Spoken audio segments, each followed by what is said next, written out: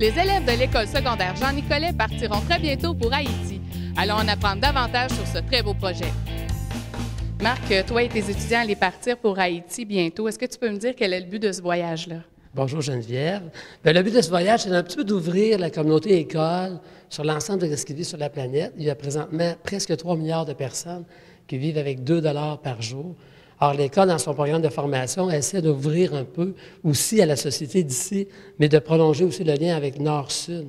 Alors, on fait des apprentissages comme d'apprendre une nouvelle langue, comme de s'exposer à la pauvreté dans un village précis dans la région de Kingscoff, de connaître une organisation qui s'appelle la Fineg-Combit, qui est 4000 paysans, qui essaie de se solidariser pour s'en sortir en achetant des semences, puis en essayant de se prêter du matériel pour cultiver la terre. Alors, nous, on va se baigner dans cet univers-là, qui est un univers d'hospitalité, parce qu'eux, ils sont déjà en lien avec des Québécois de d'autres organisations qu'ici, l'école secondaire Jean-Nicolet. Alors, nous, on est une petite roue là-dedans.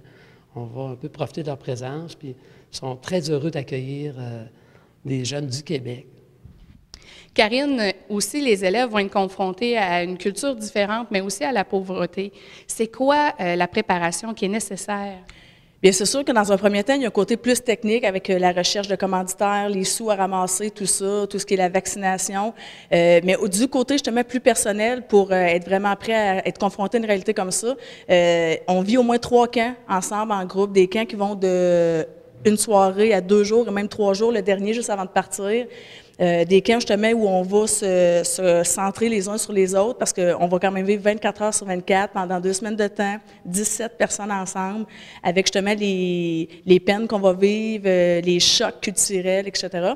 Donc, les camps, c'est vraiment le gros de la formation. On a aussi parfois des personnes ressources qui vont venir nous informer, nous donner des témoignages parce qu'ils sont déjà allés ou parce que tout simplement, ils connaissent bien l'histoire d'Haïti. Parce que pour bien s'intégrer aussi au peuple, il faut connaître plus que le pays, il faut connaître vraiment l'histoire, d'où arrive ce peuple-là, ce qu'ils ont vécu. Alors, on a des personnes ressources, on a des anciens qui sont déjà allés, qui vont venir parler aux jeunes, les rassurer, faire des témoignages.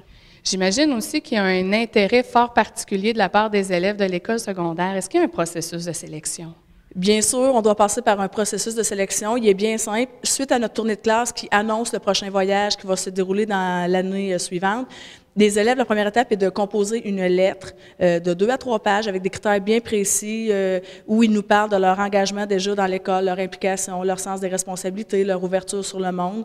Alors, à la suite de cette lecture-là, chacun de notre côté, on passe à une deuxième étape où on va sélectionner qui passe à la deuxième étape, qui est l'entrevue, qui va encore se dérouler avec Marc, moi et parfois une 3e personne, parce que c'est pas évident là, parfois de faire la sélection. C'est un processus obligatoire, mais très, très difficile pour nous. Je pense que c'est la partie la plus difficile du voyage, parce que c'est le fun de dire des oui, mais c'est très difficile aussi de faire vivre des déceptions. Alors, à partir de l'entrevue, on sélectionne, puis après ça, bien, la bonne nouvelle arrive et tout de suite, ça commence, on enclenche avec cours de créole, activités de financement et c'est parti pour l'année pour se préparer. Alors, bonjour vous tous. Comment on se sent juste à l'approche du départ? Bien, c'est sûr qu'on est excité de partir, on a vraiment hâte de partir. C'est sûr qu'il y a un petit peu de nervosité au niveau, mettons, l'aéroport, les douanes, les bagages.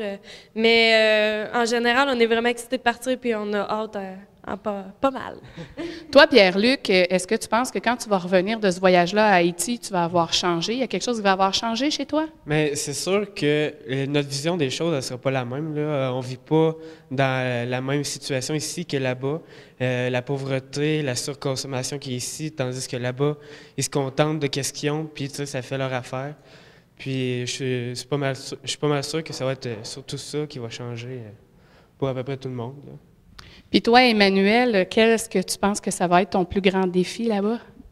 Bien, je pense que pour tout le monde, le plus grand défi, ça va être au niveau physique. Parce qu'ici, on n'est pas habitué de marcher 3 heures par jour. Et puis là-bas, ça va être en montagne et on va avoir beaucoup de routes à faire. Et puis aussi, peut-être au niveau de rester ensemble pendant 2 semaines, peut-être qu'il va y avoir quelques petites frictions. Mais on a un beau groupe puis on est tous très unis. Donc, je crois que ça va bien aller. Bien, la gang, je vous souhaite un bon voyage. Montrez-moi c'est où, là? Ici.